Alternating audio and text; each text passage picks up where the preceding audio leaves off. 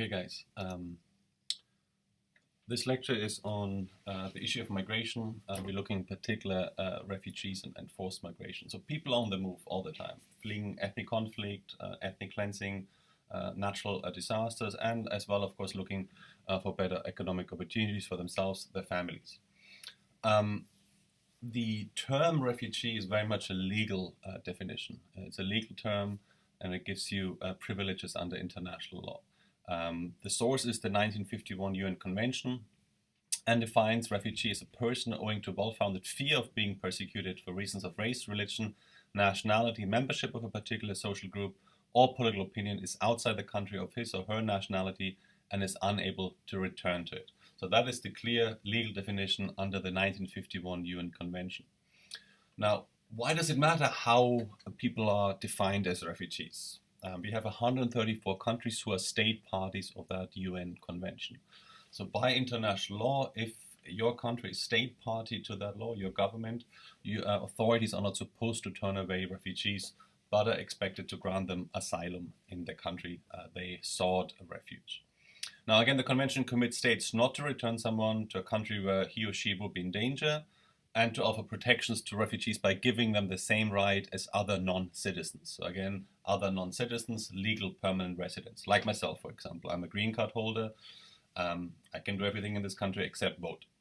So that's largely a refugee in the United States would be granted a green card. So again, would be a legal resident. Sometimes refugees can't enter a country legally. So again, if you look at that large people flow from Syria, Middle East, into Greece, into Italy, part of the Balkans and then Europe, they must not impose penalties when they have entered the country illegally, or send them back to their country of origin, where his life of freedom would be threatened on account of his race, religion, nationality, membership of a particular social group, or political opinion. So again, that's the definition. So again, quite often, if you have to leave the country because you be executed for your political views, you are in a hurry. You might not have time, or you might not even have a passport. In fact, very few Americans own passports because they don't go abroad.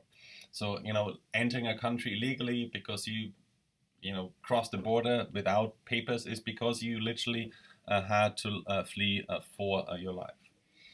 Now again, these are all legal terms. So how do we define whether a refugee is a refugee?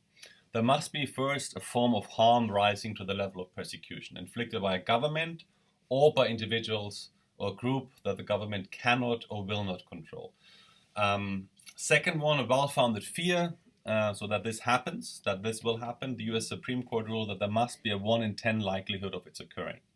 And then thirdly, the harm or persecution must be inflicted upon the person for reasons related to the person's race, religion, nationality, political opinion, or membership in a particular social group. So these are the three elements which authorities use to establish whether a person is a refugee. If you look at number one, it's either the government doing the persecution, so coming after a particular ethnic group or a group of females because they're female, or a group of members of the LGBT community.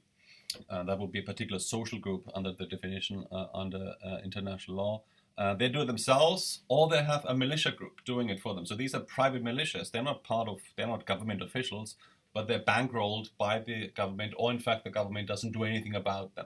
So looking at the Janjaweed, for example, in Sudan, there was a militia. They were on camelbacks, heavily armed, and they were coming after people, and they engaged in the genocide. They were not government militaries, but they were militias which were supported and bankrolled by the government in Sudan. So again, that's important to highlight that it doesn't always have to be a government entity committing the crime, the persecution. It can be somebody the government encourages to or doesn't punish for committing those crimes. Now, the international definition of refugee has been interpreted primarily in the context of male asylum seekers, very much to the prejudice of women refugees. And that largely looking at the Cold War, the traditional asylum seeker was members of the opposition, looking at the Soviets fleeing into Europe, or into the United States. So these were intellectuals, or these were defectors, people who were giving away information from this, in that case, the Soviet Union, in order to gain favors with Western governments. So that has been kind of the mindset during the Cold War. The reality today is that gender and migration is really the most important element, that largely 80% of refugees and internally displaced persons are made up of women and children. They often suffer harms that are either unique to their gender, looking at female mutilation, forcible abortion, rape, or domestic violence, and they solely suffer because they are women, looking at women under the Taliban rule in Afghanistan, for example. Women suffer at the harm of hands of private individuals, family members who are threatened with them with honor killings or abusive spouses. Now, you might have heard the term honor killings. Honor killings is, and that is looking at Middle East, parts of Asia, Southeast Asia, Pakistan, Bangladesh, also India, parts of Africa too. Kind of this really wicked cultural practice or custom that if a female member of a family commits a perceived offense which would shame the honor of that family, then a male member of that family would take care of it and would kill that woman in order to restore the perceived hurt or upset to the family honor. So this has seen horrific manifestations where women have been buried alive, parts in rural Turkey, because that particular girl wanted to marry somebody she loved, wanted to marry somebody the family didn't agree with. So this is happening to women solely because they're women in that really very wicked mindset. This is not covered by any UN conventions, and this is, again, if you go back to the legal definition, really in these cases it is up to a judge, immigration judge. It's always a judge who decides whether the person will get asylum. It will be up to a judge to decide whether this particular female applicant will be subject to these particular crimes if she were to be sent back to her country of origin. We have about 5,000 women roughly killed in honor killings each year. So again, you're looking at Bangladesh, Asian, Middle Eastern immigrants in the UK, Brazil, Ecuador, Egypt, India, Iraq, Iran, Israel, Italy, Jordan, Pakistan, Morocco, Sweden, Turkey, and Uganda. So it's across Asia, Middle East, and Africa. We looked at human trafficking in the movie quite a bit. So again, if you're looking at, we have about 27 million slaves in the world today. 80% of them are women and girls. 50% of them of those are in fact minors. Again, children are either kidnapped into forced prostitution, or, like we've seen, forced to be child soldiers, like we had in Sierra Leone, work in sweatshops, looking at the garment manufacturing industry in Indian subcontinent. What we've seen in the movie, girls were perceived to be going abroad in order to make money in legal work, in catering, or other service industries, and then they end up being forced as sex slaves, and to repay the debt for the transit, so repay the debt to the illegal trafficking. Again, we have in the United States, we had formed legislation which granted amnesty to those girls, because they're punished double over. Once is they're forced into prostitution and into slavery, but then if they're found by the authorities, they're also charged for entering the country illegally and also for engaging in illegal prostitution. So we had different forms of amnesty laws which would allows these women to escape their forced slavery situations and not be punished by authorities in the United States.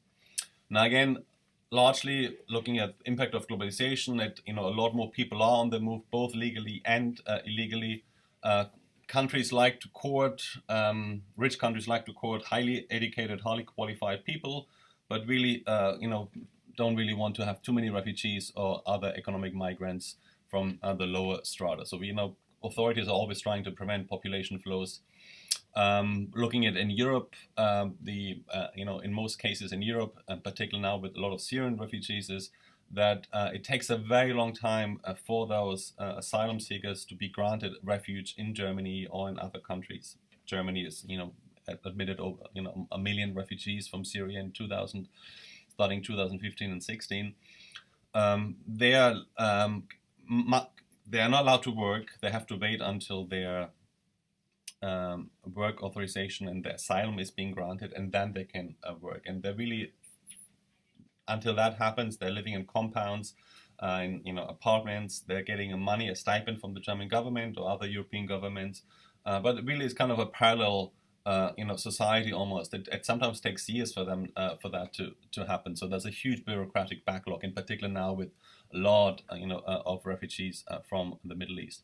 If you're looking at the who is who of sending refugees or people emanating from these countries, is the who is who of really conflict stability. Looking at Afghanistan, Sudan, Burundi, the DRC, Somalia, Palestine, Vietnam, Liberia, Iraq, Serbia, Montenegro, as well as, of course, now Syria.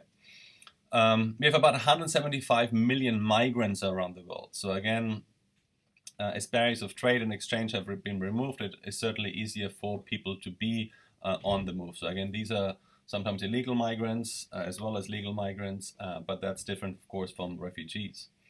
Now, brain drain, that's an important concept. Brain drain is selective recruitment of highly skilled workers. I mentioned that above, that countries like highly skilled workers and really are not too keen on refugees and lower skilled workers from abroad. The issue with brain drain, of course, is that highly educated engineers, doctors, physicists, academics, that's the very foundation of a strong economy, and that's the human resource these kind of lower developed countries would need, and they're being courted by the rich countries in the global north. Now, again, what we've seen even before the Syrian crisis is refugees crossing the Mediterranean to make it into the European Union. One of the longest and most bizarre refugee cases is this case. It's a Kurdish family that's been living in a British military base in Cyprus since 1998. Now, again, they arrived on that island. The mother of that family actually gave birth almost in the rubber boat as they washed ashore on the beach. The kids go to a British military school. They are not allowed to go mainland Britain. Now, why they're not allowed to mainland Britain? They've been there since 1998, living in a military fort, basically, a British military fort. The British authorities do not want them to come to Britain because it would set a precedent that if you allow it to them, then we would have, thousands and thousands of other migrants trying to make it to Britain through that island. Now, largely, the migrant flow has been a humanitarian disaster for the European Union. We had different ports of entry and destinations. This one is a Spanish enclave in North Africa, Melilla, where African migrants are making it above the fence. That creates this really, really bizarre scene where you really have this clash between incredible wealth, golf club, and the desperation embodied by those African migrants trying to make it over the fence. So this is Spanish territory, is inside Morocco. And the idea, of course, is we'll make it into Spanish territory and then we apply for asylum. Now, again, the vast majority of migrants from Africa try to make it into Europe. Traffickers charging them a lot of money to risk their lives to make it over the Mediterranean into either Italy or Spain. That has these bizarre scenes where dead and half-dead migrants are being washed ashore, quite literally, and next to tourists sunbathing on the beach in Spain. Disasters happen all the time because these are very, very dangerous routes. Traffickers have certainly no interest in their main interest is money, and they charge them a lot for very, very unsafe transportation. This was one in Lampedusa, that's Italian island, very, very close, 100 kilometers off the coast of northern Africa. All of them died in that incident. Since then, the Italian Navy started to intercept these boats of refugees, and that has been quite successful. That was funded by the European Union too. So here you see this Italian Coast Guard intercepting these very, very dodgy boats and bring them safely ashore on the Italian coast. The UN Refugee Agency estimates about 18,000 have been saved in the last couple of years. All of that, of course, is that moral dilemma. Looking at that is the island of Lampedusa is, part of Italy, and that's become this kind of moral dilemma for the EU, which comes into collusion with that EU's, preserved own self-image. So we have this continent, this political union, ascribed to the principle of human rights. It's very fond of pointing out its Christian roots to other cultures. Looking out for other people and those less fortunate, and then you have this where you have literally people dying in order to make it to the European Union. So again, that's still lacking behind its own image, behind its own aspirations. You see where refugees are coming from. So you see Lampedusa there. You see Melilla, the Spanish enclave I mentioned, the Canary Islands just off the western coast of Africa. So really the idea is to make it into Europe in the closest way possible. So again, these are enclaves and islands very close from the African coast. So you see how many what the routes being taken by refugees, and I should say by traffickers, which of course preying on those desperate. Now again, imagine you're pregnant, or you have your family with you, young kids, and you look at this awful rubber boat and you look at the sea. How desperate do you have to be in order to think that this is a safer option than looking back and going back to your home country? So again, these are not decisions done lightly. If people, seeking just economic opportunities. In the case of Syria, since 2015, you had, people, fleeing absolute to total civil war in Syria, as well as Iraq, I should say. I mentioned earlier that we all this is all coming down to legal processes. So huge bureaucratic backlog. It takes authorities a long time to assess whether people are in fact refugees. As I mentioned earlier, not everybody has their papers with them, so you have to establish whether people are in fact refugees. What happened the last couple of years that you had a lot of Afghan refugees and Iranian refugees come to Germany, convert to Christianity in Germany, and then say that we can't go back to Iran or Afghanistan because we will be killed, because under that particular legal framework in those countries, converting from Islam to another faith, in particular Christianity, is punishable by death. So German authorities, as much as they had to, of course, respect freedom of religion under German law, had to make sure that this was a genuine conversion into another faith, rather than person simply wanting asylum in Germany. Of course, that is almost impossible to establish. But you can see that every case is fairly unique, and it takes a long time to establish whether a refugee, in fact, qualifies as refugee. A power of remittance. Remittances is basically the money being sent back from migrant workers back to their home countries. Looking in the United States, that's a really huge, I wouldn't say growing market, but it's very popular element. Remittances being sent back to Latin America, the Caribbean. We're looking at about $26 billion a year. As you see, it's a lot of money. Mexico is largely the biggest recipient of remittances, about $20 billion a year.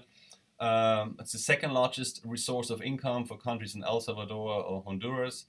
And everybody wants a piece of that pie. It's a lot of money, $26 billion.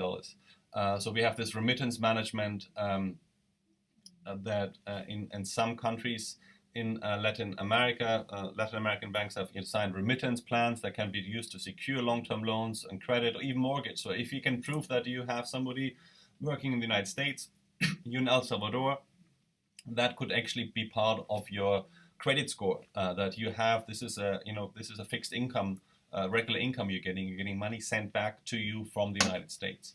So this is, and of course, U.S. authorities aren't happy about it, and the U.S. economy, because they want that money to stay within the United States. And if they can't keep it, they certainly want to at least, American banks would like to get a fee. So don't use, Western Union or whatever. Use the bank and wire the money through us, and we get a cut of that. Now, again, I've seen, I told you that authorities are very slow. Authorities sometimes are not as responsive as they ought to be when it comes to refugees. So really here, the role of NGOs is very important. They're them helping them. These are very vulnerable, communities, of course. They can either provide instant emergency relief, actually in the crisis zone, everyday food, clothing, shelter, medical, legal, educational services, or they, looking at in countries where those refugees arrive, they help them settle in, resettlement into a new country, new school, new education system, new political system.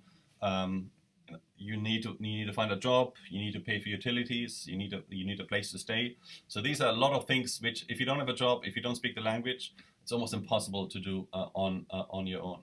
And also serve as watchdogs and advocates for refugees that quite often you have in the United States, as in any other country. They're required to make sure that the rule of law is being upheld by authorities. Now, as far as the United Nations is concerned, we discussed the United Nations just on Monday. The United Nations High Commissioner for Refugees, the UNHCR, is the UN Refugee Agency. You've probably seen the sign, the symbol on different footage on the TV. They are the ones, if we see a crisis, they are the ones immediately setting up a camp for people to have immediate shelter. So have basic human needs ought to be met, food and shelter, and of course safety. Now again, much like the UN itself was built on the ashes of the Second World War, so was the mandate of the UN High Commissioner was really one particular reference is the Voyage of the Damned, the USS St. Louis in 1939, which was a ship full of Jewish refugees which sailed from the Netherlands, which was about to be occupied and invaded by the Germans, made it to several ports in Scandinavia that were all denied in Scandinavia, and then made it to the US, and they were not denied entry into the United States. So the ship went back to the Netherlands. Every single one on that ship would then end up in a concentration camp and be killed under Nazi rule after the Nazis had invaded the Netherlands. So the motto, never again, never again genocide, never again Auschwitz. This was certainly a driving motto for the High Commissioner and for the UN itself, I should say, and for humankind as a whole. I mentioned earlier, during the Cold War, the idea of refugee really was kind of the defectors and dissidents, so intellectuals, academics, or defectors, somebody who gave up loyalty of his country and had some information. It usually was the Soviet Union making it to a Western country, so giving up allegiance to the Soviet Union and settling in the United States, and you have to have some information, and you have to, basically snitch on the Soviets. We had a few Americans who, were defectors and made it into the Soviet Union. Also North Korea, I should say. We had, just 2 Americans. Largely, life wasn't that fun in the Soviet Union. So this really was that move from the US or from Western Europe into Eastern Europe or the Soviet Union really was not that common. If you look at Edward Snowden, that's why it was such a big coup for the Russians, that you had this American ex-spy now making it to Russia. Now, he was not a defector. He did not pledge allegiance to Russia, but he settled in Russia in order to be safe from US authorities. But still, for the Russians, they liked that because it kind of was sticking it to the man as far as they were concerned. And end of the Cold War, we have new challenges for the High Commissioner. We have a lot. We still have a lot of refugees, but we have so-called IDPs, internally displaced persons. IDP. Now, what this is, an IDP, is that if war breaks out tomorrow in the United States, civil war, Virginia is no longer safe. You have to pack your bags and make it across to Kentucky. You would not be a refugee because you're still in your country of origin. You're an American, but you now live in Kentucky, and you might live in a Kentucky refugee camp set up by the UN High Commissioner. You would be an internally displaced person because you have not left the United States yet. If you make it into Mexico or Canada or anywhere else, you would, and you apply for, to be a refugee, then, and you become refugee under that particular law, then you're a refugee. But if you're still in the same country, you just move around because Virginia is no longer safe. You make it to Kentucky or to Maryland, you will be an IDP. And that happens all the time. Again, people don't want to leave their countries of origin. Leaving your country is a huge deal. You have everything there. You have your livelihood, you have your family. That's your entire identity. So it's, being a refugee is not something you do out of your own choice. It is really taken away from you. These are, reasons outside your control. We have so-called protected refugee situations in over 30 countries. Now, a protected refugee situation is refugee communities which have been in those countries for a very, very long time. So we have Liberians, West Africa, Somalis in Kenya, Croatians and Bosnians in Serbia, Afghans in Pakistan, Bhutanese in Nepal, or Burmese in Thailand. They have been there for decades, and they're still not resident in those countries, so they can't work legally, they can't participate in the political system, they can't vote, they're not active, they're not citizens. They're like really living in parallel lives in those countries for decades. So that again is something where the UN High Commissioner for Refugees largely is trying to help, and ideally, of course, for them to become proper refugees and then get legal permanent residency, or in fact being granted a citizenship, for them to be incorporated politically, economically, and socially into those countries. Now again, looking at the United States, Syria and Syrian refugees, has been important political narrative. Was important political narrative in the campaign and the elections last year. Again, the bottom line is that if you're looking at 2013, we had 2.5 million Syrian refugees. The US accepted 36 of them. So again, if you're looking at the way for the US to accept refugees, the US already has the strictest refugee criteria in the world. And that largely happened after 9/11, that the US made it very difficult and very, very strict for them to vet refugees. Now again, it would have to be, so if you apply for refugee status, so let's say you're a Syrian refugee, you end up in a camp in Jordan, a UN camp, your details are being taken, and then the UN would approach the US whether they could take on these particular refugees in that refugee camp in Jordan. The CIA would look into you, the State Department, Homeland Security, perhaps the US Treasury would look at and vet you, and then it would be medical vetting. There are a lot of elements. It can take between 3 and 5 years for that refugee person, refugee family, let's say in Jordan as an example, to make it all the way into the United States. So again, the US has the strictest refugee entry system of any country in the world already, and that happened after 9/11. So you can see that the globalization, again, we've seen this term throughout, is an important vehicle for how people are on the move, why it makes easier. We have push factors of war, violence, persecution, famine, and natural disasters. New conventions are needed, greater cooperation between governments and NGOs are needed. Globalization needs to protect people flows as much as it promotes and protects a free flow of capital. So again, we see people on the move, capital on the moves, ideas on the move, and you see how that affects the most vulnerable populations. I should say that a quiz may very well be on the agenda for Monday. Thank you.